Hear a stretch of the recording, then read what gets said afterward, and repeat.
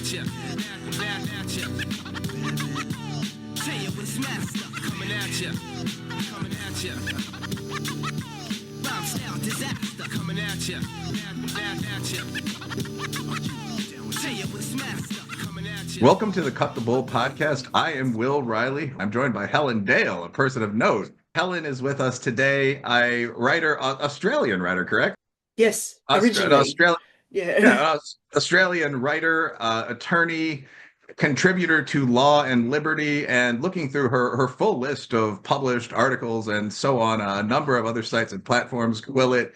So Helen, thanks for joining us today. This is a Tuesday episode, although it'll probably be going up on a Thursday or Friday, so not our usual Thursday night work with the glasses of scotch in the background and so on. But Helen Dale is our guest today. Welcome to Cut the Bull, Helen.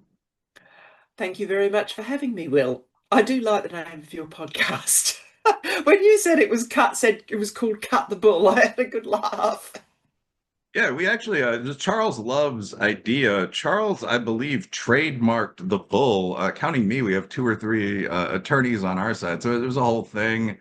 Obviously, the idea was that there was a lot of bullshit in American politics at this time. I mean, this was the Trump versus Hillary Clinton end of that era. So the idea was that we'd bring guests on and talk to them about everything from, race and genetics to the impact of advertising. You've got excellent taste in a lovely grey cat in the background, I see. We also have a Dachshund Chihuahua in the background. I have a number of rescue animals. So you see the dog behind me just hanging out. I can see the dog as well and the grey cat. Yeah, I'm a cat lover, actually. The cat is Praline, my little buddy. The cat will probably come over and hang out during the show. It's become very trusting. But all right, so I read through your avoir of written work. It's extensive. I went through the Law and Liberty site last night. I guess, judging from the breadth of some of the things I read, I mean, you talk about the feminization of feminism, and you come up with the entertaining bong theory of how much weed you would need to smoke to actually interpret postmodern writers. That may be my favorite thing that I took from the writing. But you go from there to kind of the impact on the modern dissident right of anti-Semitism. What would you say some of libertarianism? What would you say some of the core themes of your work are? What are you trying to flesh out as a writer generally?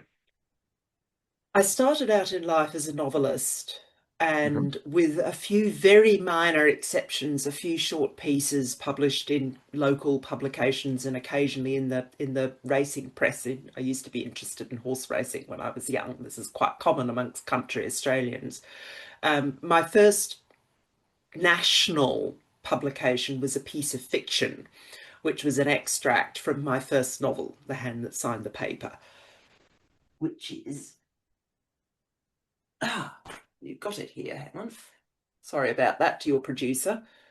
So it was an extract from that book, which was my first novel. It came out in 1994, and then a little while after the extract was published in the paper, as they do, the book was published.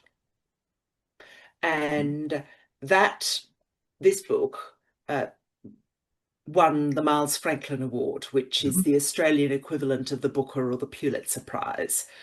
It's a novel, it's fiction. So my first foray into writing of any kind of professional sort was as fiction. I was not qualified in anything at that point. I didn't have an arts degree, and I certainly didn't have a law degree. The Australian custom, not always followed, but most of the time, and certainly at all the more prestigious universities, is you start law when you're 18 or 19. You start as a young person. You don't do another degree first and then do law later when you're between 25 and 30, like in the United States. However, the people who came up with this system in Australia are aware of the fact, and it was partly because they were criticised by D.H. Lawrence for producing people who were very clever lawyers, but were terrible boors in every other respect. There is a social and academic tradition that when you do a law degree, you must also enrol in an arts degree at the same time. That's since been expanded. I'm very old.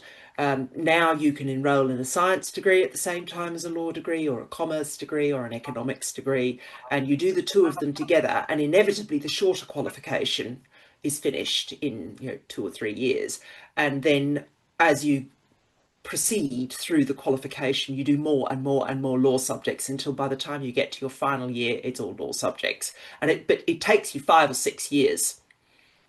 And so I was progressed on that system. And all my law subjects were fine. I had no issues with any of those. And all my language subjects were fine. I did classics, so Greek and Sure. Latin. But the university had just introduced, and I'm not sure whether it was up to them or it was imposed on them. I don't know the history. This is going back to the 1990s, and I was an 18-year-old, so I've got no knowledge of the internal structures of the University of Queensland at the time. But they made 6 theory subjects compulsory, or otherwise you were not allowed to proceed to what in Australia is called honours, but Americans might be more familiar with the Scottish system. It's a master's qualification where you have to do a short dissertation, 15 to 20,000 words. And unless you did the 6 theory subjects, you weren't allowed to proceed to honours. Now, at this point, the university humanities departments hadn't gone mad or completely mad. So there was a very, very sharp distinction between anything that I did that was a proper language subject, and all my language subjects were absolutely fine. I have no complaints about any of them. I was well taught. I subsequently had to practice in a mixed jurisdiction, which uses a lot of Roman law, and my Latin was absolutely up to scratch. No problem at all. I'd been taught that very well. The 6 theory subjects were nonsense.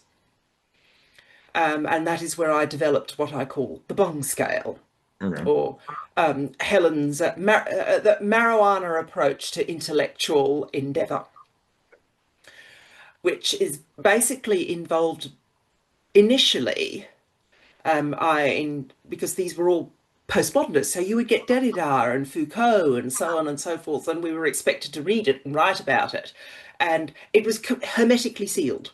I presume the people who were doing more conventional English degrees got more of it in their actual subjects, but I didn't. I wasn't one of them. And I suspect a lot of that, the English people weren't either, because they were doing Icelandic or Anglo-Saxon or that kind of thing. So this shows you that in the 90s, in the early 90s, I started university in 1990. This was all quite new.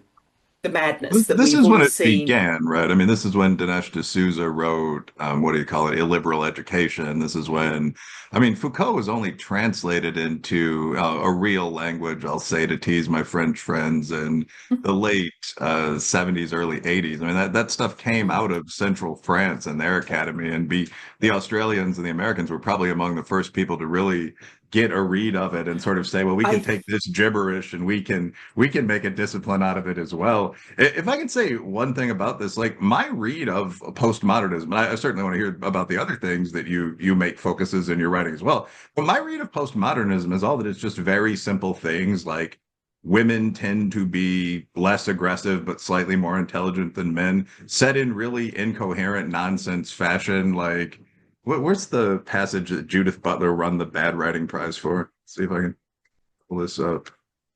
Judith Butler Bad Writing Prize. All right. I don't want to have any dead time here, so if I don't get it, yeah. Um, That's the one okay. where she quotes Althusser. Yeah, Althusserian, the idea of appellation, I think it is, yes.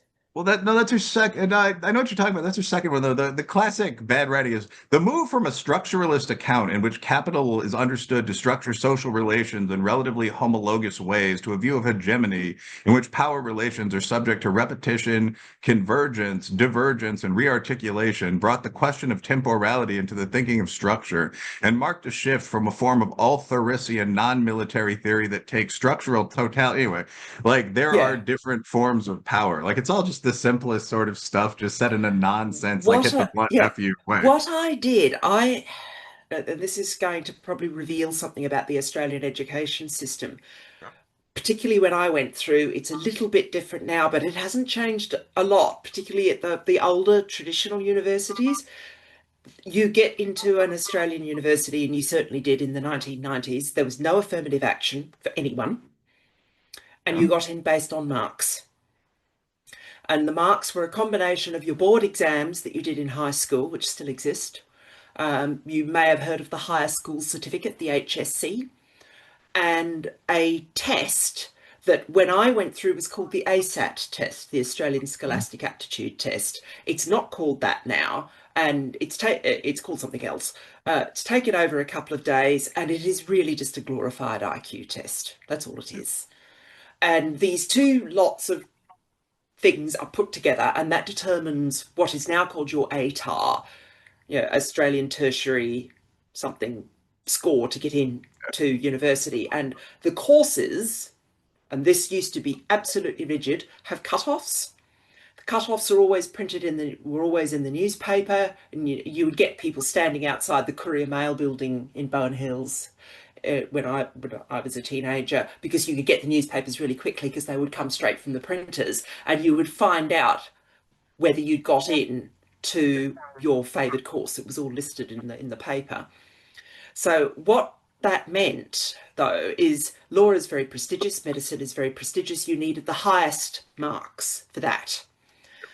So all of these law students who were doing arts law, and this applied to me, were the equivalent of people in the United States who get 1,600 on the SAT. That's the top mark, isn't it? The highest result you can get. So we were all like that. And all of the art students who were there with us, who were not going to be lawyers, had probably the equivalent, converting this across to the American system, to 300 or 400 points less. So there was this enormous intellectual gulf between the law students and the art students. And in these 6 theory subjects that they were making all the arts law students do, not just the art students. A lot of us, it wasn't just me, this was not a individual, it wasn't me being heroically brave and anti-woke or anything like that. A lot of the law students would just sit in the tutorials or in the classes and go, but this is nonsense. Or you can say this in 3 sentences rather than 10 pages. And I mean, and my thing, because I had Spot the Pot school, I'd done Latin in high school as well. I would be sitting there with the tutor going, but you realise Foucault's made a mistake with his Latin grammar here. So you had this huge, huge gulf between these two groups.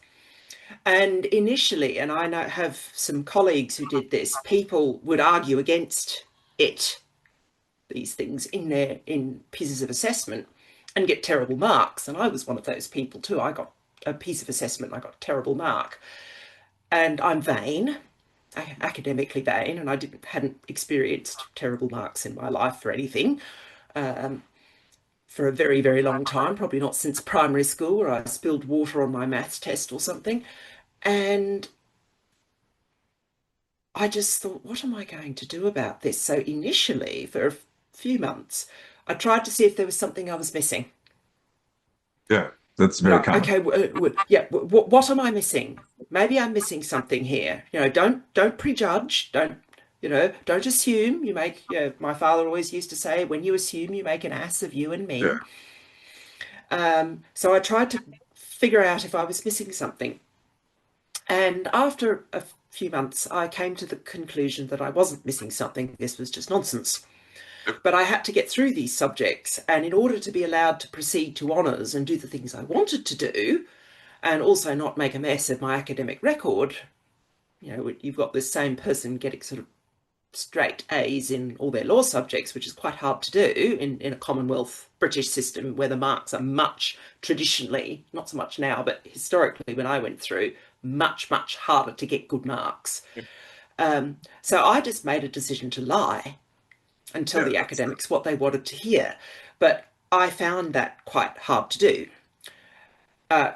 until I started using cannabis. That's really funny. And so I just bonged my way through these subjects.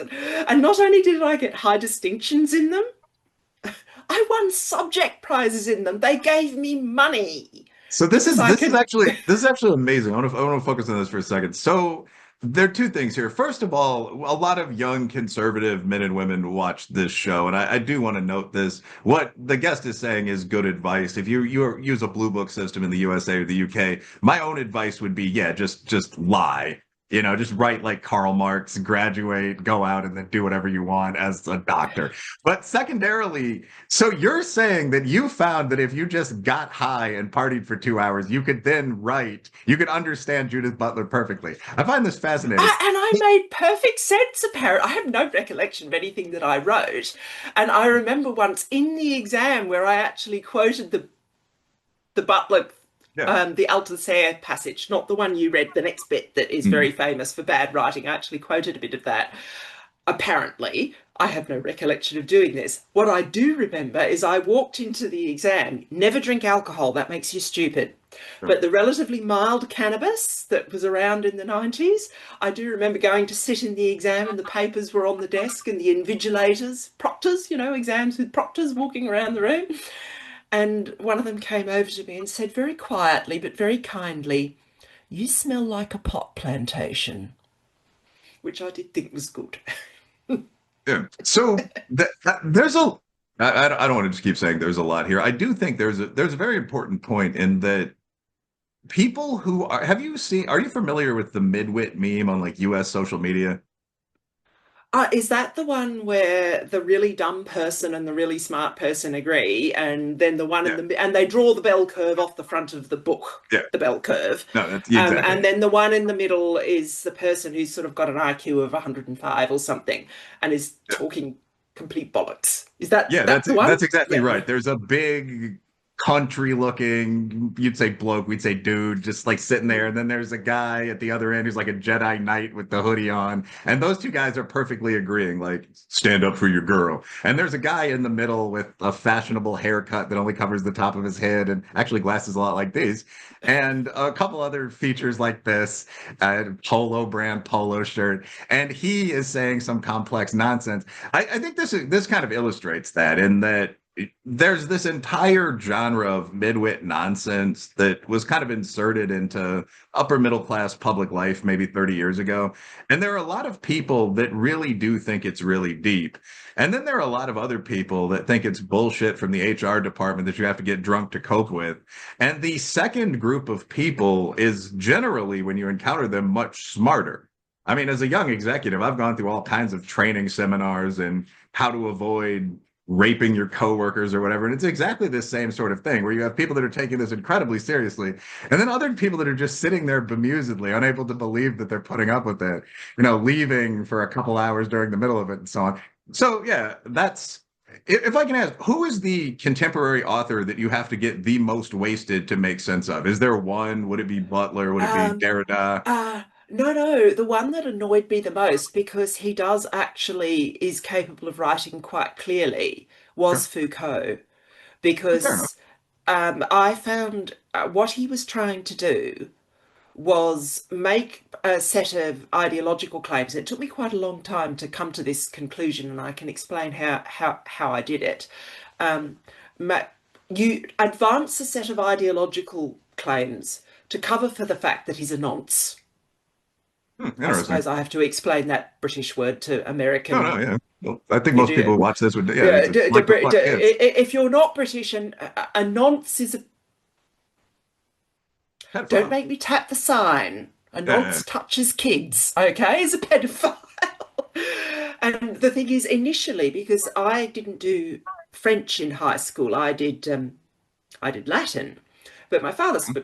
he's my late dad, like a lot of men of his social class and generation and service. He was a veteran from the Royal Navy in World War II, so he spoke very, very good French. His French was so good that when he went to France, people would just think he came from a different part of France. I don't have that language skill. And so when I first encountered Foucault in English, I thought, I think this guy's a nonce. And he's using the kind of stories he tells in History of Sexuality to cover for the fact that he's a nonce. Yeah. And so I lent volume one of History of Sexuality to Dad in English. And Dad said, well, this is translated from French. Go and borrow the French from the university library and I'll tell you whether he's a nonce or not.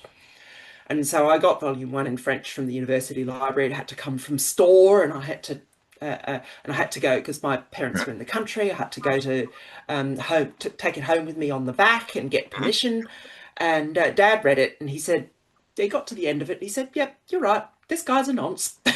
Or Wasn't this. Foucault, weren't a lot of those guys pretty open about that? I mean, Foucault and the other one, it might have been Derrida, would talk about going to Algeria and looking for young men and so on. Like it was, there I was, didn't oh, encounter that because remember, I'm going to university when I started in okay. 1990, before the internet. Oh, So okay. anything I want to know about Foucault was in his books or in the university library. The internet was only just starting. I Yeah. remember maybe my last year of university, I might have got an email address, maybe.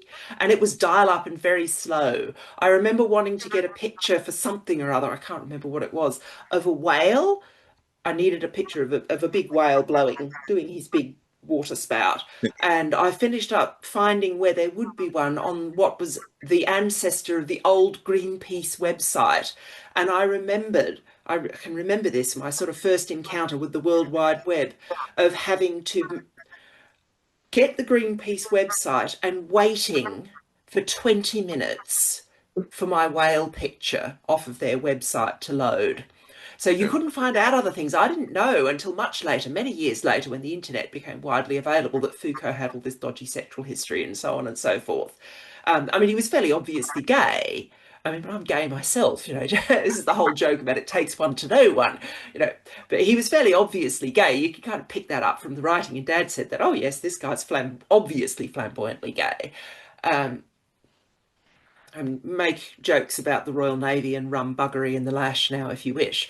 Um, so it was so, but all of this other background information about these people and the campaign they were involved in France to lower the age of consent and so on and so forth. I Yeah. didn't know anything about that, and I wouldn't have taken any interest in it either, because when you're doing an arts law degree, the arts subjects are just meant to be a little holiday, because they're so easy compared to the law subjects, which just have this massive content in them, and you're just, you know, you've been a law student, you know what it's like. It's just this massive material. Um, and the thing is, because our Australia's legal system is a direct derivation of the legal system of England and Wales, we have to go back much further than American law students do. You have a nice self-contained system that starts with your Yeah. founders. Yeah. We don't have the Australia does cases that not, invented caveat emptor with the or horses whatever, yes. injured in. Whereas, Yeah. yeah, I remember Pennell's case, you know, for consideration, a hawk, a horse or a robe, there must be consideration in a contract, this kind of thing. It's like 1412 or something. Yeah. Um, there's just so much material. And so even if I'd have found out that information, I wasn't interested in persecuting Michel Foucault. He's welcome to hold those views if he wants to. I mean, I just think they're wrong. Um, but I wanted to get to the bottom of the intellectual stuff and to work out This whether it actually was came up flat. with Charles Murray a couple of days ago in one of these episodes, actually. His argument, he's writing a book about religion. That's neither here nor there for this conversation. But one of his points was that, especially for males, in his opinion, people who have radically amoral philosophies are usually just covering up the fact that they want to do bad things. And I think it's an interesting argument, and it's probably true. Like, I'm fairly rationally amoral myself, and that I don't think there's an ultimate right or wrong. I don't believe in God in the conventional sense. But I mean, I think if you write an entire book about how, I mean, I've read Foucault on punishment and madness, for example. And if Yeah. you argue that all mind states are pretty much Discipline, equivalent, discipline and punish. I mean, I discipline, thought that was yeah, a, yeah, he's trying to pretend that, torturing the regicide, damning on the regicide is the same as locking someone up in Wandsworth prison. yeah, but It's just he's not, more it's importantly absolute trying to nonsense. pretend that I mean, this is just I mean, in the USA to be criminal law 561, like obvious, there may or may not be ultimate right or wrong. But if you take something very basic, like the UN Human Development Goals, like we think rape is bad. Everyone should have cornmeal to eat. If you take something like that, 100 of these goals, there are certain behaviors that will let you achieve that goal set better than others. So if you argue that madness, for example, is just another way of being human, like imagining that beings are talking to you in your brain and telling you to kill the king, well, that's fine. That's just how I happen to be. There's probably a reason that you're doing that, and that might be because you have some similar perversion or quirk yourself. And I think Big Charles Murray is probably right about that. So a lot of There these is a people, there is a bit of an issue with, I mean, Foucault is a contemporary one, but I mean the whole Byronic hero going back in literature. I mean, George Gordon Lord Byron was not a very nice man. a lot Very, of these very people were. talented, No, I but mean, he was not always. a nice man. I mean, a lot of the Nietzschean boy heroes. I mean, Marquis de Sade is a rapist. I mean, like he wrote these books saying, like, you know, he's the inspiration for the term sadist. There's an obvious. If you argue there is no right or wrong, there are 2 points. One, there might be no right or wrong. That doesn't change the fact that you're still going to see your life before you the next time you take DMT or when you die. So, I mean, there's still reasons to not be a complete cast iron prick. But the one, that might be true. That's a debater's point. But two, that justifies whatever lunatic thing you want to do. So when I personally see people say this, especially if they're other aggressive dudes, a question that immediately comes to mind is, well, what's your inspiration for making this a major focus of your life? And yeah, with Foucault, it's obviously wanting to fuck kids. And Yeah, later and I when that suppose popped up, that was no surprise. so what I did with doping myself up was just not having to deal with the fact too close to me, because that's one of the things that cannabis does as a drug. Well, for me anyway. I mean, I realize ingesting cannabis has different effects on people, but this is a fairly well documented effect, is that it puts you further away It's associative, yeah. from from whatever it is you're annoyed about. I think is probably a good way of saying, if you find something annoying and you have a bong hit, and you're not too excessive in your use, and I never have been, then it just, whatever it is that is annoying you, whether it's someone who can't park properly, or your neighbour's got loud music, or whatever it is just becomes further away. And so whatever it was that annoyed me, and it particularly annoyed me about Foucault, was I don't have to think about it as much now because I'm feeling quite good about They're myself. actually, before moving on to the next topic, I think there actually are, in fact, I know this as someone who experimented with a range of drugs as a younger man and now has read the medical literature. There are a bunch of disassociatives that actually work much better than the medical pharma most people take. I mean, ketamine K is a disassociative. Ecstasy, MDMA, actually is a massive euphoric that resets your brain. So raver kids like making love in the corners of warehouses weren't imagining what they were feeling. They actually No, were. no, They were there's better at actually, sex and brawling, and they were feeling joyous. Yes, like that was very yes, real. yeah, no, So people who ecstasy there microdose on that are yeah. is a thing.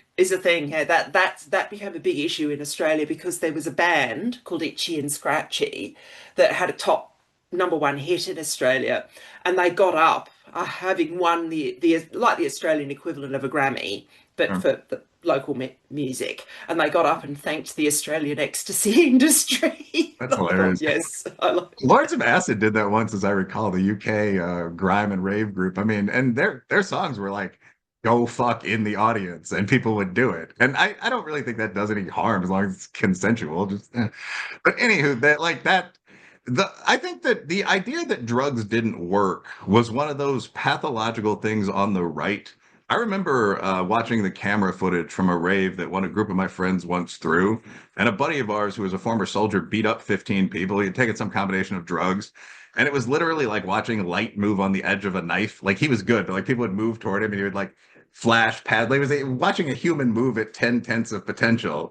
And you realize like there actually are ways to activate the brain that are real, and science should study this more. And now it seems like people are doing this. You have Brian Johnson, that man who thinks he won't die, taking Yeah. 2 doses of mushrooms and claiming he's talking to the gods and so on. Of course, that's all in your own head, but still useful stuff. So now we talked about a couple of articles before the start of the episode. And I mean, one of the things that impressed me about your writing, I mean, you've been doing it for a while, you've been doing it across platforms. I've written for Quillet as well. So I mean, there are a whole series of things here. I mean, you talk about the bizarre idea of settler colonialism. You talk about modern feminism, and I want to get back to this actually because some of the ideas in feminist theory are as crazy as anything that we've been talking about, like the idea that animals are incapable of rape. I would say that animals are more incapable of consent, but that's not my main point here. Well, One of the articles. this was part of my, when I encountered these theory subjects, I encountered feminist theory subjects as well. And I thought they were very silly and wrong too. And the word that I kept using, and I remember having these conversations with my father, the word that I kept using was, this is pseudoscience. We're being taught pseudoscience, and I don't know where they got these silly ideas from. And that wasn't just in respect to feminism, it was in a lot of the claims that were being made. And but just back to the starting point. I mean, I hadn't graduated in anything, not even with an arts degree, when my first novel was accepted for publication. I had just graduated, but only with the arts degree, not with the law degree, when it started to win a lot of prizes and cause a lot of controversy. And I was essentially, to cut a very long story short, I was essentially driven out of literature. Um, but I have to admit that I kind of let it happen, in the sense that I had never planned to be someone who would be a full-time writer. I always expected that I would have to go back and become a lawyer and do a useful job of work and earn money and so on and so forth. And the idea was floated past me a couple of times, or you should apply for some grants so that you can be a full-time writer and write while you're on government grants. And I just remember sitting there thinking, if you write something they don't like, and I'm not left wing. I knew at that point I was not left wing. I wasn't particularly clear about my politics, but I knew I wasn't a lefty. I just thought their ideas were silly and utopian. So I'm not one of these refugees from liberalism like lots of them are. I rejected those ideas pretty quickly when I first encountered them at university. So I just went off and became a lawyer. But the thing that stayed in the back of my mind was that the outfit that tried to cancel me over my first novel, and all they succeed, cancellers weren't as good at doing it back in the 90s, partly because they didn't have the Didn't have internet. computers. The internet makes it easier. Jonathan Haidt and the people at Fire and the various other people, I think you say his name Haidt. He doesn't like being called Jonathan Haidt. That's right. All the people who say that the internet has made it worse. If my okay, n equals one, but I am 100% certain, as certain as I can be about anything that hasn't actually happened, that had the internet existed in 1995, when the Jewish lobby tried to cancel me over the hand that signed the paper, I would have been cancelled and I would have just disappeared from public life. And I'd have probably never worked again. That would have been the end. What they succeeded in doing with the attempted cancellation is, yes, they temporarily at least drove me out of literature, but they also made the book an enormous bestseller. So it was kind of advantageous too. It's quite hard to have a proper bestseller that means you make enough money to be able to buy a house and make investments and so on and so forth. But I was placed in that very fortunate position as a result of the attempted cancellation.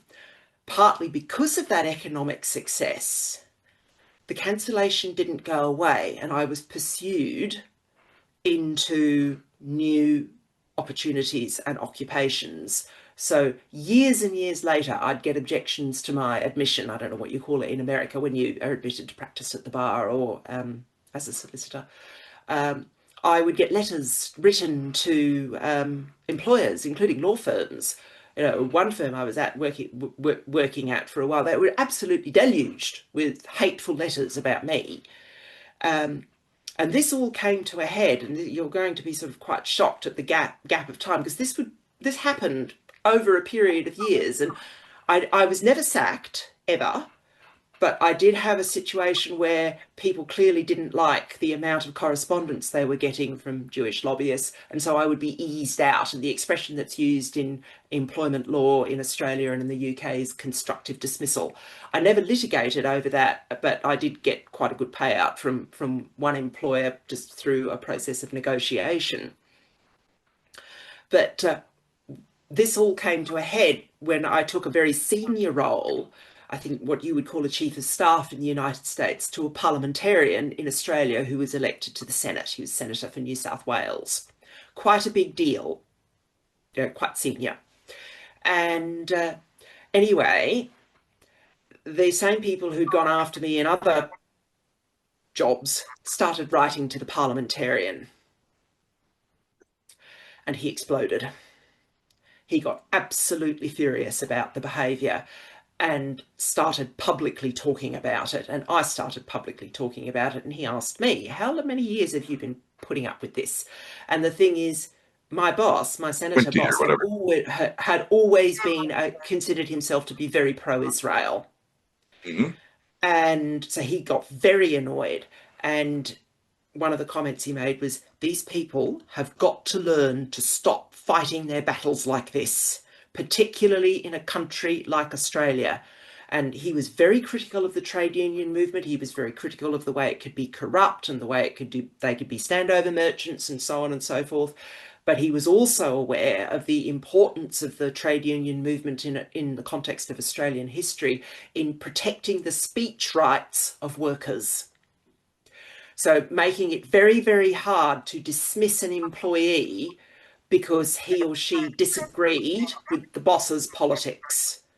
So Australia was one of those countries where very early and very hard in the 19th century, a lot of effort was putting into protecting worker speech. Workers were allowed to speak too, and they were allowed to disagree with the boss. And that didn't necessarily make them bad workers. Hugely important in the context of Australian labour history.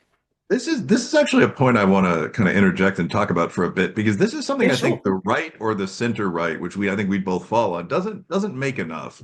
We talk a lot about cancellation. I'm Black and Irish in the United States, or Black, Irish, and British. We talked about our family histories a little bit.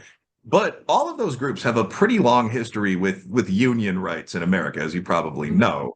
And when you talk about cancellation in the USA, both the left and the right seem to think that the government should be given more powers to stop this. And that's a terrible idea. The US government, even the Aussie government, has more than enough power now.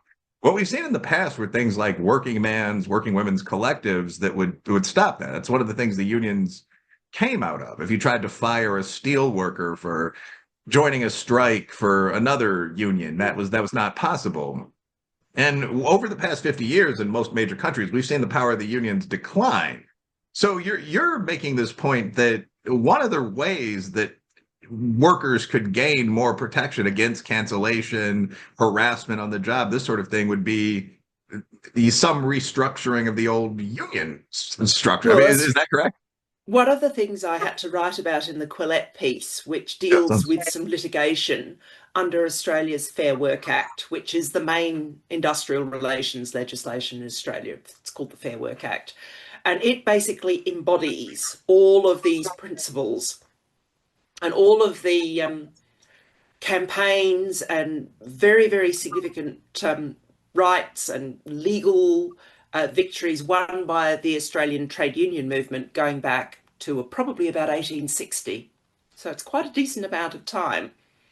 And one of the points that I had to make in that Quillette piece was the importance of the Fair Work Act, the way it's in Australia, it's actually constitutionally built into the legal framework of the country. One of the Commonwealth heads of power, what would be a federal power in the United States and not a state power, is the conciliation and arbitration power. It's a head of power under Section 52, which are the enumerated heads of power of the federal government. The states have plenary power. It's the same principle as the United States. And that conciliation and arbitration power was built into the constitution at the ground level in the country's founding document. Australians take it incredibly seriously. The effect of that is that Australia has really still quite high trade union membership, and it's not only in the government, it's across a lot of the private sector as well. I was a member in good standing for 5 years of a union in Australia known as the Shoppies, which is the Shop Distributive and Allied Employees Association, because I worked in a department store called Myer, big Aussie department store, and they still exist. And and this is one of the things that you have to learn how distinctive and different countries are. The Shoppies are a right-wing union, passionately devoted to worker rights, and really do fight hard for their members when they have to, and to protect, to get them decent pay and so on and so forth. But for the whole time I was a member of the Shoppies, they were opposed to abortion. They were, publicly stated this was the union's position. They were socially conservative. They were very pro-family. They had a strong Catholic tinge because they were originally set up by a lot of Catholic people in Australia that were in part trying to deal with the effects of sectarianism. And it was very hard even if you were on the political right, for me at least, and I mean, I had arguments with some of my right-wing friends over this issue, but it was very, very hard to disrespect a trade union that worked like that. And so one of the things I had to do in my Quillette piece was get across that this Fair Work Act that I'm citing, that was used to defend that a journalist who, with an enterprise bargaining agreement, which is the Australian equivalent of an employment tract, Antoinette Lattouf, was able to use the Fair Work Act and achieve victory in the federal court, which is the equivalent of one of your superior circuit courts, basically, in terms of the court hierarchy. And she won against the Jewish lobby and got them all the way through, because of the very bad behaviour, all the way through the judgment. They're just referred to as the Israel lobby, the Jewish lobby, or the lobby, and that kind of thing. But she won, and she won under the Fair Work Act, using those incredibly traditional trade union values that say, you don't get to run an organised and malicious campaign against an employee to get her employer to sack her because you don't like her opinions. And that is basically a one-sentence summary of the judgment. It had extraordinary knock-on effects, though, because of the huge anguish that Jewish people have when they get called the Israel lobby or the lobby, or those expressions. And here it was, all through as the judgment of a superior court. It's an interesting case. I mean, I personally feel some sympathy there. I mean, the Holocaust happened within the past 80 years. Obviously, the Israel-Palestine case, there are reasons both sides feel passionately about a bloody war. At the same time, I mean, there are techniques in politics that don't have much place in the lives of ordinary citizens to some extent. I mean, we see constant pursuit and harassment in Western politics. We don't see that confined to any one block of people that's easy to demonize, like the woke. We see it very much across the board. I don't have much tolerance for it. I mean, in academia, there's been a number of cases. I'm sorry, go on. People have come to associate it with wokery because it's their standard weapon. And I think it's probably fair to say, and this might be a British Turf Island perspective, just a note for Wilfred's listeners. I live in the UK and I went to university here and have practiced for many years over here. I went to Oxford and then also to Edinburgh later on. But even though I'm Australian originally, but I think it's probably fair to say that the nastiest activists I have seen anyway, because they combine that relational aggression, complaints activism, which is what it gets called in the UK often, or relational aggression, it's called amongst psychologists. They combine that with a willingness to be very violent and very loud at protests and very intimidating. And in Britain, that's the trans activists. Yeah, that's right. I mean, the classic one, I suspect this probably leapt the pond, was the day after the Supreme Court judgment, ruling that basically that men are men and women are women. If I could jump in there for a second, the three craziest mobs I've seen online are third place Hindutva, arguments between the West and India about anything. So guys from India kind of taking their side. And that's when you get people in your DMs like, we're going to win the coming war in 50 years. I'm sure they feel the same way about us, but who cares? We're on our side, so we're in the right. Second, Israel-Palestine. I get it more from the Palestinian side, but that's right up there. People with the flags and the javelin. I haven't shot one personally, but the rocketry tracer image.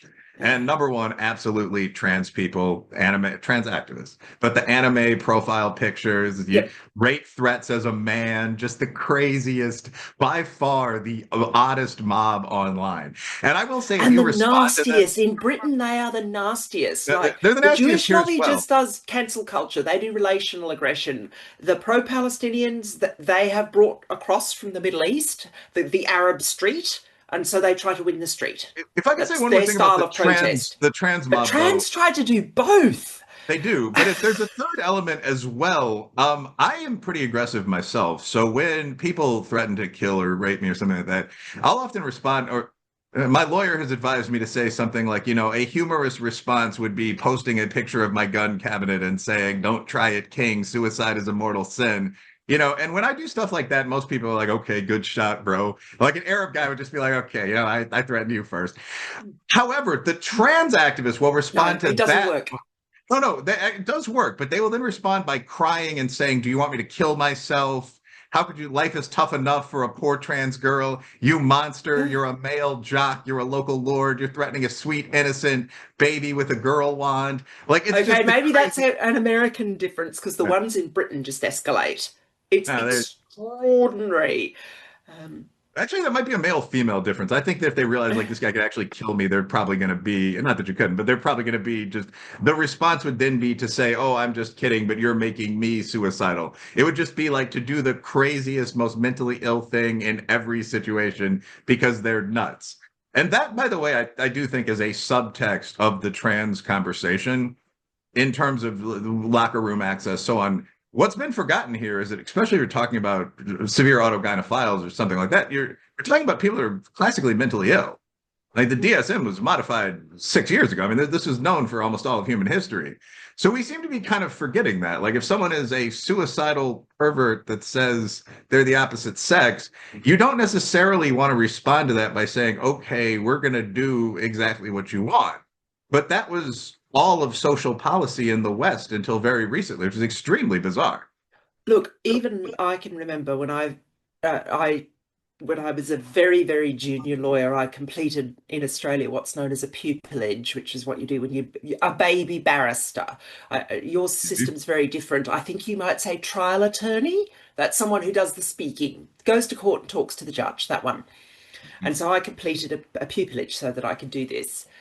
And I was my pupil master was in the Supreme Court of Queensland, which is a superior court, which means you deal with all the worst crimes. Oh, lots of other stuff too, so succession and wills and divorce and so on and so forth, but big crimes.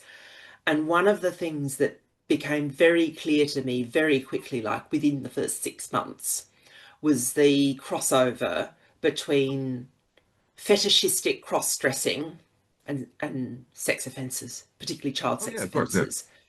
It's just and trying. These are not the kind of people you want to liberate. You really don't. Yeah, there is no one is left in the world for the lefties to liberate. That's over. Yeah, That's that's an extremely you've good just point, actually. Just as a brief interlude, like the idea, one of my friends says everyone is a first wave feminist, and I think this is basically true without being patronizing. Everyone thinks women, blacks, Irishmen, Hispanic should have the right to vote, like. But the idea of liberation movements was there are equal people, business women, recent immigrants that we are oppressing in society. Landless men can't vote.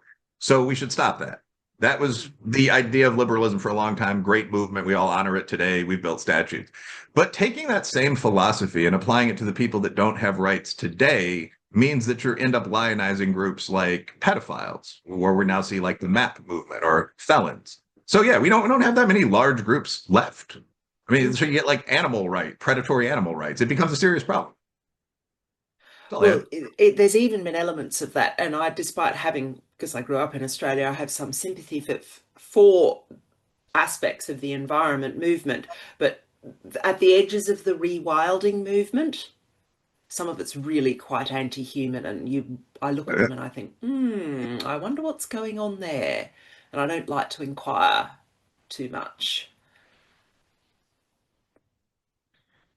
No, I mean they're obviously that, even if you go back to the old monkey wrench gang, that was something that kept slipping out. Like, wouldn't it be better if humans still lived in small egalitarian groups of 50 tied to the land, farming what we needed? And I mean, having seen a tapeworm when I traveled overseas, the answer is no, absolutely not.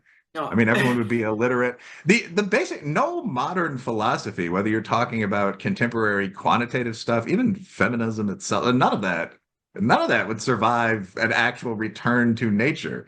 I'm still a decent Oh archer. I'd be yes, walking. you're all going to live in communities that are about approximately the size of Dunbar's number. See how you go. Yeah, you do whatever Big Chief tells you after 3 generations. Like you would just return to read about the past. Go to an Indian reservation for that matter. Like it's what humans naturally are is actually pretty fun. I mean, I enjoyed being an aggressive jock type, but it's not very good and it's not very long-lived. And I think, for example, you mentioned having a rural background. So when you were talking about the article that said animals don't engage in violence or sexual assault in nature, you mentioned Yes, laughing and well, other friends from the yes, country. it wasn't just me. It was everybody who came from the country. The piece you're referring to is actually my review of Louise Perry's book, The Case Against the Sexual Revolution. And what it describes, I mean, I talked about the Bong scale and that a little bit in that, I think, but what it describes is my reaction to feminism and being taught pseudoscience. But it wasn't just me, a lot of the country kids, because in Queensland, still to this day, the majority of the population is outside of the main capital city. It's quite a rural and regional state. And so you just had all these farming kids or people from country backgrounds who lived in from little tiny towns all the way up the Queensland coast, just going, but that's not true. And I can't even do the accent anymore. That they speak really slowly and they have this really strong Australian accent. Hey, Oh, you might. I can't do it anymore. No, well, I can't do a Chicago black accent anymore. But like I mean, like I live in the Kentucky horse country right now, and you can't pen up a stallion with another stallion or with any number of mares. Like it's Oh just no! yeah, And you it's can't put the two stallions in the paddock together, otherwise they'll bite each other. a fight to the death. I mean, it's just the idea that animals are these, like when I was a kid, I raised, this is actually one of my formative experiences in life. When I was a kid, I raised teddy bear hamsters, which are these cute, lovable creatures. I was like 12 or 13. A lot of my friends at this time sold drugs, so I still think this was more wholesome. But I raised these beautiful animals and I'd sell them for like 20 bucks. A lot of female friends bought them. It was actually a pretty nice thing to do. They're cannibals. So I learned this pretty rapidly because every morning I'd have to pick up like these half-eaten corpses of these like lovely creatures. And it was pretty disgusting, but I had a fairly strong stomach as a 13-year-old boy. But you just take like the chewed body of, Goldilocks and you like throw it away. And then you go to basketball practice or whatever. But like and they eat their babies too, which genuinely is disgusting. Like that was actually hard to deal with. Like Crocodiles. I mean, I'm from Queensland, so crocodiles.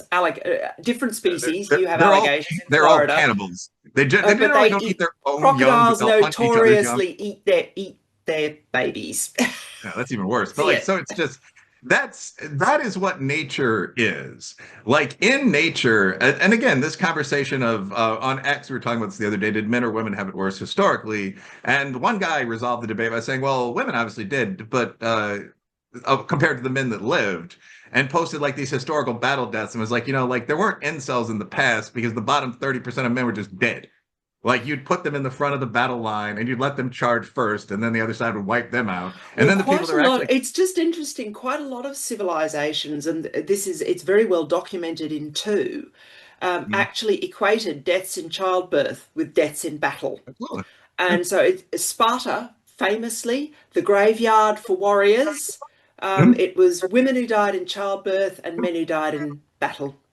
Yeah, quite And right. they did it formally. It was a formal rule in their culture. In the Roman world, it was informal, but you would very often get um, women who died in childbirth being buried in the military graveyard. No, quite right. It was very Yeah, comparable so, in so the it was just the way people and okay, obviously you're dealing with two quite advanced civilizations there. The Romans, especially, a lot of the whole of Europe, apart from Ireland, basically, and the UK, gets its law from ultimately from the Roman world. So this is a very sophisticated civilization, but they were still thinking in those terms. I actually consider that to be fairly sophisticated. I mean, so this is an interesting question, actually. Women don't really walk the blood-red bridge of the separator anymore either. I mean, the risk of death Mm, in childbirth now, I think, is 17 out of 100,000 or something. yeah. But there's a lot of criticism of women today on the men's side. And it is worth noting that men face even less of the traditional testing. So the traditional idea was that as a man, so like in Iroquois society, you could stand. I've read a lot about the Iroquois because I was interested in their war between the cannibals and the cultivators, which is kind of like the clash, like how civilization began to develop, probably. Like you had the original sort of barbarism and you had the response to it, which is actually surprisingly egalitarian. But anyway, in cultivator society, which is the society that won, you better organize more people. You could talk around the fire if you were a woman who'd had two kids who lived, or if you were a man who'd killed an enemy and successfully built a house that didn't fall down.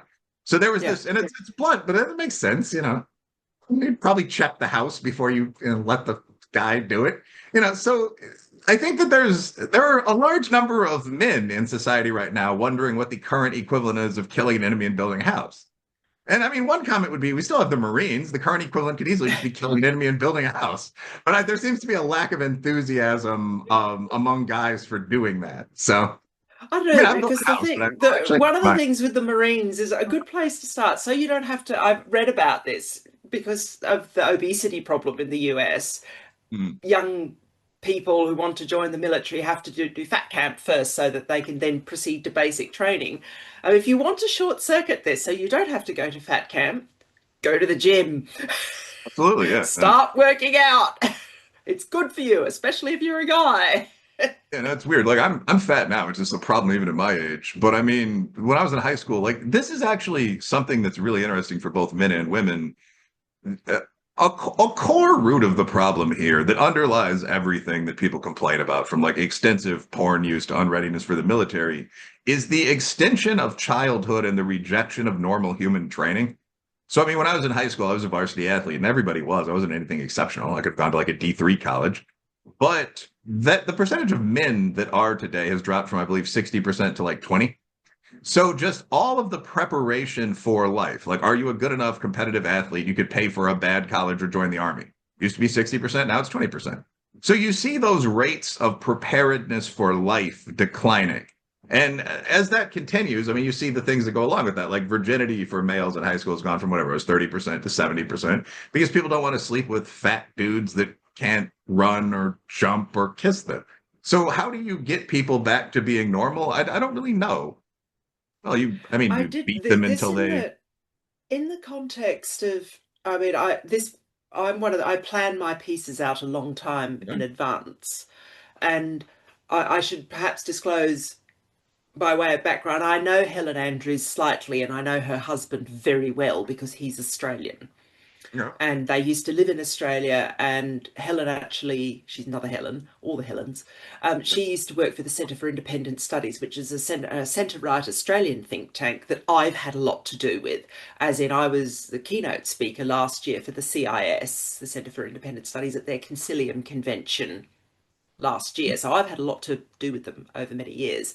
So I read her feminisation piece with interest, and I think she does have some points, hmm, but what she doesn't address in that is the point that you have just made effectively for yeah. me, which is this is not, this may have been made worse, this problem of very weak, cowardly people in our institutions, but there's a fair amount of evidence to show that they were already pretty bad long before the mass entry of women into, This, particularly to academia. And there's a very good piece by Musa Al-Ghabi that's not in his book, it's on his Substack. And it's something, a title something like The Culture of the Culture Wars, or Putting Culture into the Culture Wars. And it's like a lot of his, there it is there. I will just, inserting culture into the culture, I'll just copy that and send it through so you can have a read of it at your leisure and maybe put it in the show notes. I'll check it out. I'll definitely put it in the show notes. I think that what you just said is a very important point there. The problem is not the entry of women into social activity, like more Helen Dales, I don't think would destroy social institutions. The problem is the decline of normal aggression among women and men. Actually, I think that's also why women are less Well, interested in men. So like I the as a point that Musa Al-Ghabi makes in that piece, or it's a very long piece, but there's a chunk of about a third of it in the middle, is, and it's typical of him, he's basically a statistician with little bits of sociology added on, and yeah, he really doesn't need the sociology, he could just do the statistics and it would be fine. But then of course the problem is the only people who read it are people who know what manover means. But he does a really, really good job of showing you how cowardly, with data to back it up, the yeah, academy was long before there were many women there. You know, the spinelessness of higher education going back decades. These are people who wouldn't take their own side in a fight. And so you've got already a culture where people are pushovers, and for a whole range of reasons. And it's worth reading what he says, because it's very long and I'm not doing what he says justice.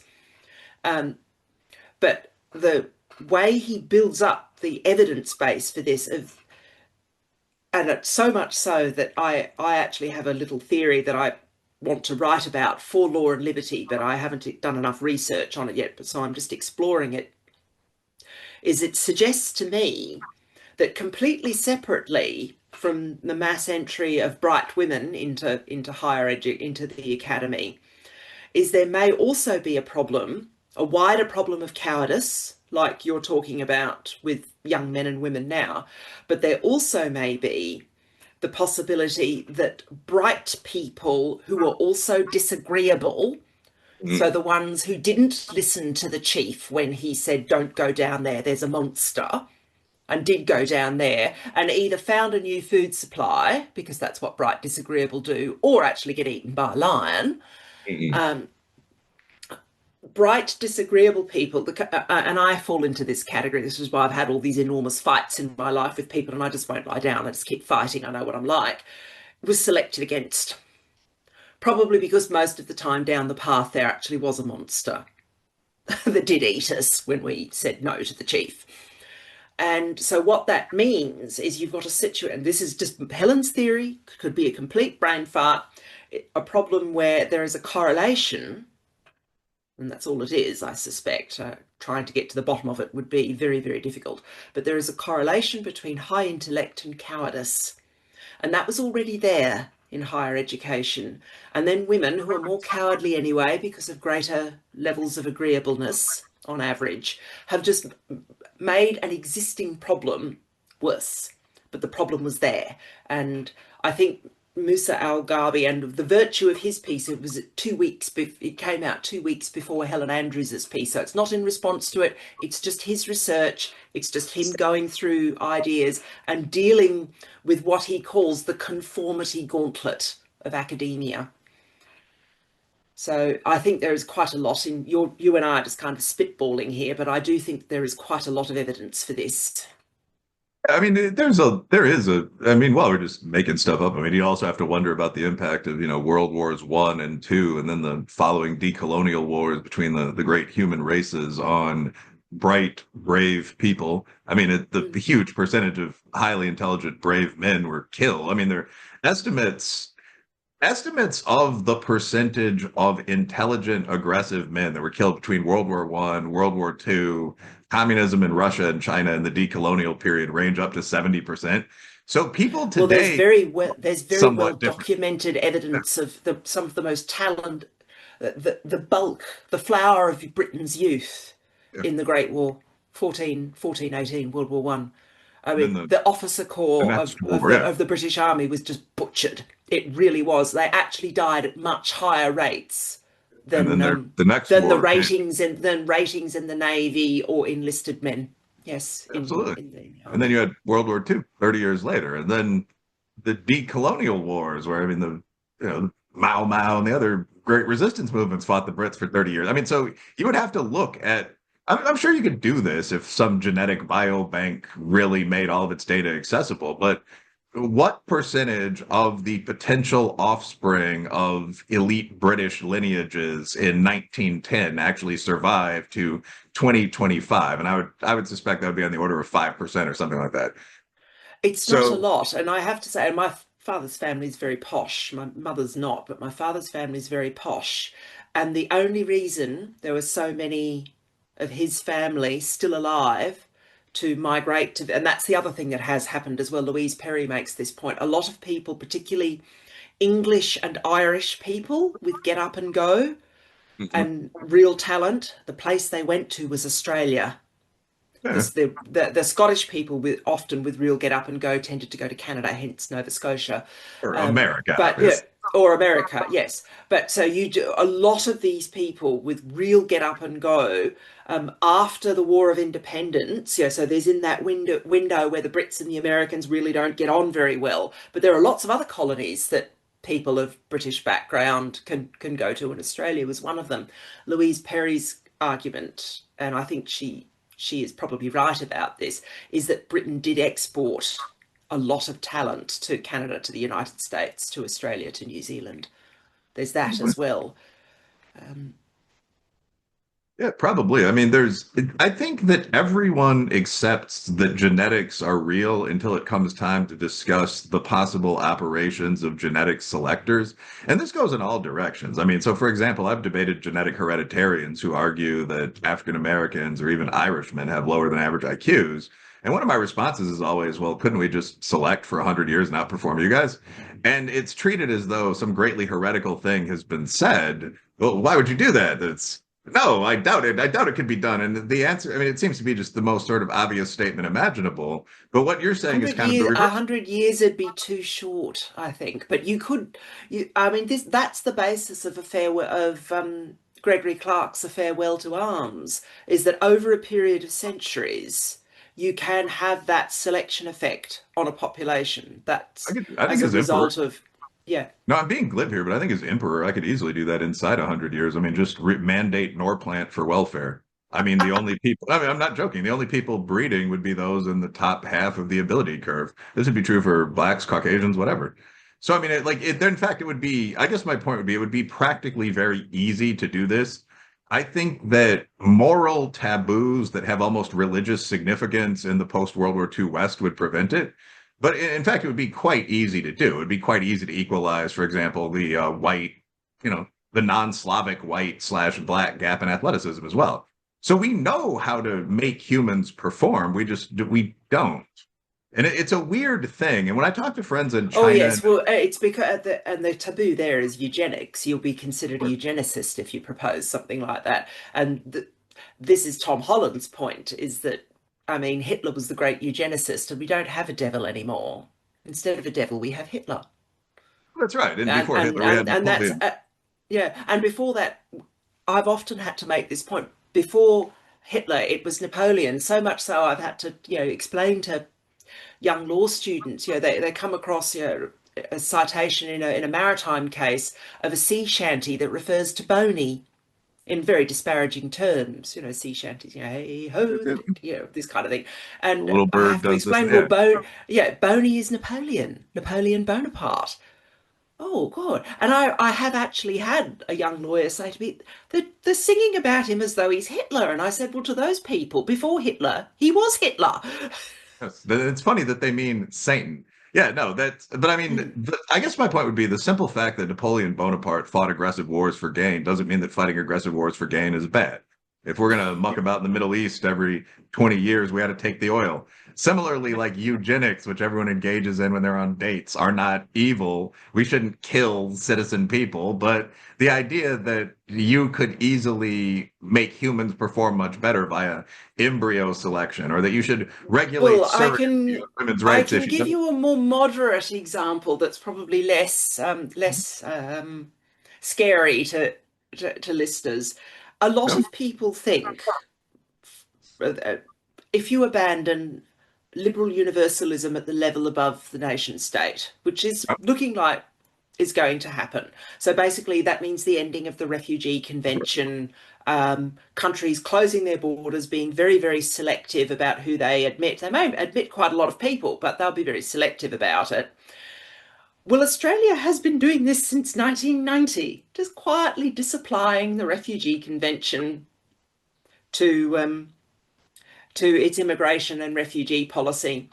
And as I have to constantly explain to people, the refugee policy of the current Australian government, which is a Labor government, so a centre-left government, is quite considerably to the right of that of Donald Trump. mhm.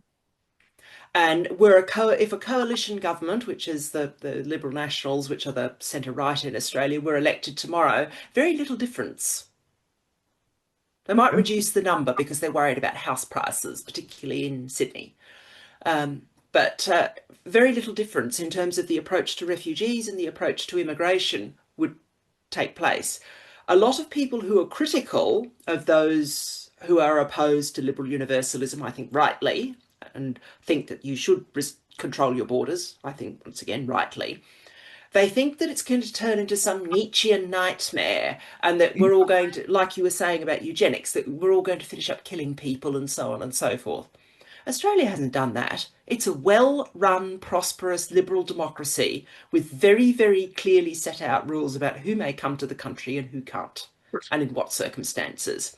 The worst it has done was there was one incident back in the 2000s where a large boatload of refugees, and the expression SIEV is used, and that has particular meaning in an Australian maritime context, was allowed to sink and 371 lives were lost.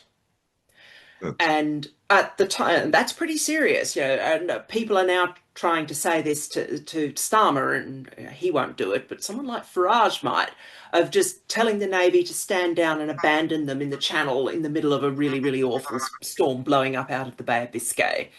And yes, you will have deaths. You won't have as many deaths because in Australia they're obviously trying to cover a much larger area, and the classic joke, cold shark infested waters, that kind of thing, trying to get across the Timor Sea. But 371 souls were lost, and it's widely believed, I think accurately, that the Navy was just ordered to stand down, let them drown, pour encourager les autres, And yes, it worked. So that's a it cruel worked. thing to do, to stop asylum seekers from coming to your country when you don't want them. But Australia's only had to do it once. It's not turned into some Nietzschean nightmare, and it's the only developed Western country that that has managed to take immigrants, maintain a fair degree of public support for its immigration program, and not have it turn into some sort of disaster. The thing that foreign visitors to Australia always notice is you don't have any Merkel Lego in your cities. Hmm. Well, no, we don't, because we don't let any nutters. We try to avoid letting nutters in. The simple reality is that if you picked one full of young fighting men and just sunk a boat full of 400 unwanted strangers, no one would care. I mean, I think that the constant pretense of fake morality in the West is extremely annoying. If you simply told people that in order to take welfare money from the taxpayer, they had to use Norplan, no one would object to that. I certainly wouldn't object to that. When people are talking about moderate legal eugenics, they're talking about that, not shooting 800 people in the head. And I mean, Yes. I'm in the 90% majority of people that completely supports those policies. So just as with transgenderism, I think normal citizens need to just say, no, I support that. You support that. Everyone supports that. I don't care that the boat sank. Now, in this case, if it was young women and children, of course, it's tragic. You, well, probably want the sailors to help them Well, out. Wikipedia tries to claim women and children, but that's Wikipedia. I have sent you the Wikipedia link about this incident, but the number of deaths and the dates are correct, and the broad outline.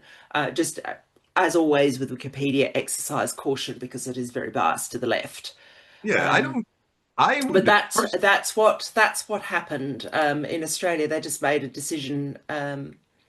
overall, Uh, it's a good logical policy. I mean, if people try to enter your country uninvited, you give them 3 warnings, you sink one boat and no one ever does again. That's clearly a tragic individual incident, but a good outcome, and no one would disagree with that. well, this is the difficult the problem, and this is the shoal on which liberal universalism is foundering at the moment, because we're discovering that people are not as similar as we think they are. Yeah, and this is much larger than average differences between groups or even inequality, because moral universalism doesn't trade on human equality. I mean, it was developed by people in the first century AD, and if there was a civilization that did not believe people were equal, it was the Romans. Trust me on this. Um, but what it is founded on is similarity, that there Mhm. is an underlying human similarity in the sense that we all aspire to the same goals, we want similar things. Therefore, if we invade, and I say we advisedly, Western powers invade a Middle Eastern country, we'll be able to turn their country into a liberal democracy.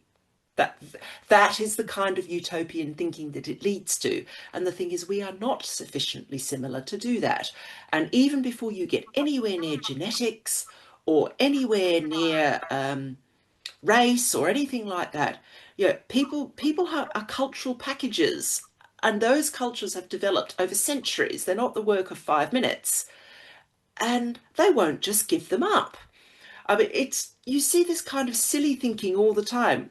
Think of the phrase "every man has his price." Everyone can be bribed, basically. Everyone can be Of bought course, yeah. off. I'm reasonably confident you could not buy off the 9/11 hijackers because these were people who weren't working on the same moral system. Interesting. You Yeah, know, I remember people at the time trying to tell me that the 9/11 hijackers were cowards. And I'm sort of no, going, that's completely no, false. that's nonsense. They're morally deranged, yes. But they were also, to use an expression that I can remember my father using when I was a little girl, they were also crazy brave. Yeah, no, I think that, and by the way, I've our conversation's ranged really broadly, but I'm gonna have to jump off the line pretty soon I'm to go going into to class. have to go as well because I need to have supper because it's getting Uh, late at night well, here. we'd love to bring you back to talk more about the specific books and so on. I'm going to ask you to close with one word of wisdom, but I will say one thing first, if I can. I absolutely agree with what you just said, which is that there's a weird well, I think there's a weird Western tendency to think in dichotomous good evil terms. I've comes out of long Christian history, so on down the line. But I mean, very few people are absolutely and objectively good or evil or have to be perceived in negative terms because they're quote unquote ops in the hip hop sense. So, I mean, obviously the 9/11 hijackers were brave. They were brave enemies.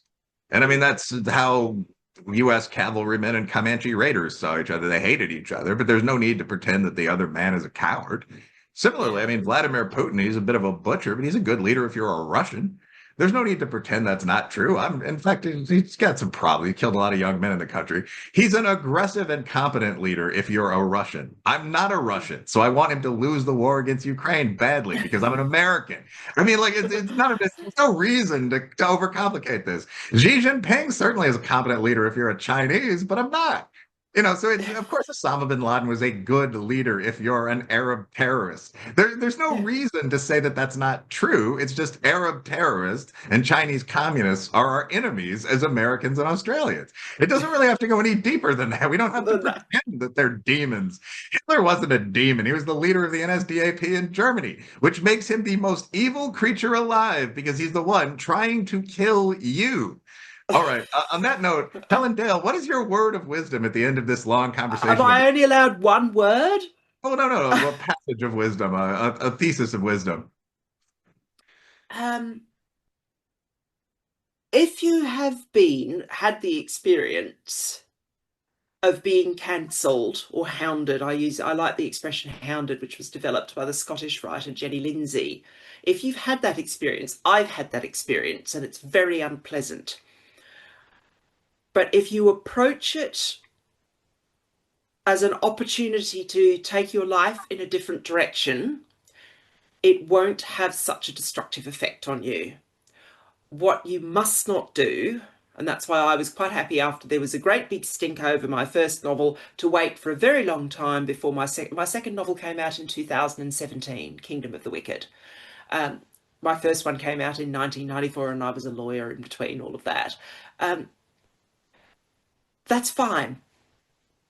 You don't have to do exactly what you always thought you had to do when you were 15 and picked out your career or so on and so forth. If you get knocked off course, it might give you an opportunity to find something new and different that's actually beneficial. I mean, I would have never have picked myself as the kind of person who was going to go out and finish up writing, really be given complete freedom, which is what Law and Liberty does, where I'm senior writer, to pretty much write about anything that I like, as long as I think my thoughts through to the end, and as long as I'm scrupulous and careful, and as long as I use good prose, which are all things that I can do because I'm a professional writer. If you'd have asked me, will that be your job when I was 15 years old? I think my idea of my job when I was 15 years old was, oh, I'll be a country solicitor somewhere, which Hmm. is an attorney to Americans, and at that point, I wasn't interested in the public speaking part that you need to be a trial attorney, to be a barrister, just moving people's houses around. And that was fine. That was a perfectly fine ambition. You need to be quite clever to do that, and you can make a good living out of it. And I was quite happy to have that as my ambition. And that did not happen at all. And I'm better for it. All right. Good summary of how life exists and it can change. Thank you to Helen. I don't have a word of wisdom today. We only ended up with 2 people on the show. That was a good one. All right. Helen Dale, thank you for coming on Cut the Bull. I am Wilfred Reilly. Definitely go out and buy Kingdom of the Wicked. Look up I will Helen hold Dale. it up. I will hold book 1 up. Book 1 up. Let's get book 1 up as well. Kingdom of the Wicked there, book 1. Also, check out, let's pull up the full Helen Dale file here. We've got, what's wrong with this computer? We'll just send them to my Law and Liberty author page. If you go to the staff link on the Law and Liberty page, you'll find a list of all the house writers on the flannel panel for the magazine. Yeah, so I did get it up. It's Helen Dale, Law and Liberty, Quill It, all books just noted. Thank you for coming on the show and gracing up with your presence today. This is Will Reilly for the Cut the Bull team. Country to say, Patriot J, I'm saving the day. Patriot J, I'm saving the day from you commies who lame. No, you can't fuck with me. I got a country to say. God bless the US of A, land of the free and a home of the brave. God get all of the praise. I got a country to say, cause I'm Patriot J and I'm saving the day.